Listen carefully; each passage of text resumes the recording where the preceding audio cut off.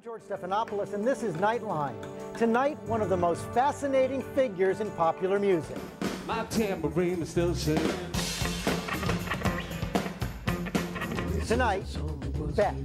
A musical maverick meets his moment.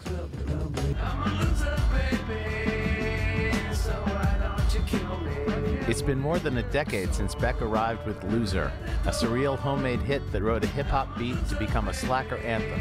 It could have turned him into a one-hit wonder. Instead, over the course of 7 albums and a non-stop chorus of acclaim, Beck has grown into one of the most compelling figures in rock music.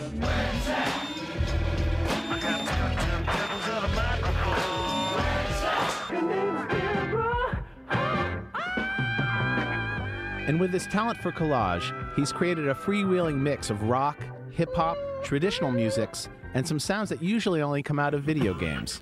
Your beat is nice. Yes. Now his latest recording, Wero, finds him stretching further still. Beck is now 34 years old, married, and a new father. On his new album, Wero, he returns to his signature sound of combining electronic loops and beats with acoustic folk blues songwriting.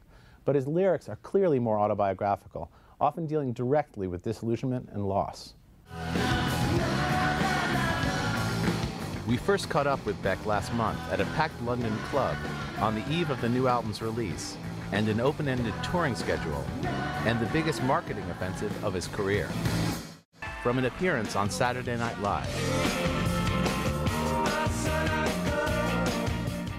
to a so-called Beckisode on the hugely popular nighttime soap, The OC, scored exclusively with his new music.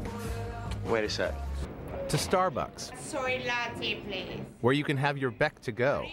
Triple grande. A guest is Beck. He's got his band with him. He's got a new record. Fist pounding on a vending machine. Toy diamond ring stuck on a finger. And it's paying off. Wero entered the Billboard chart at number 2, the highest position of Beck's career.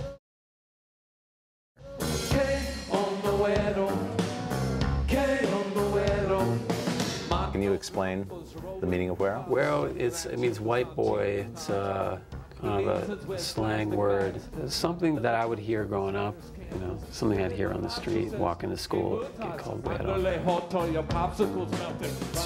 It's just a word that always stuck in my head, and I wanted to do something with that at some point. And I think I ended up in the end just kind of doing this almost journalistic kind of look at that whole time.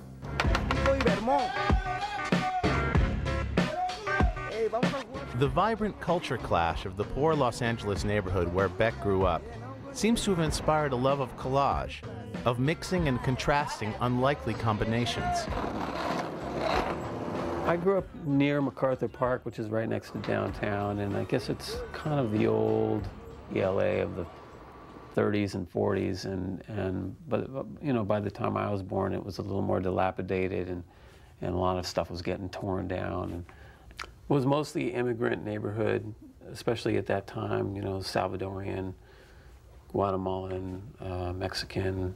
There was some Korean, and it just kind of a mix of everything.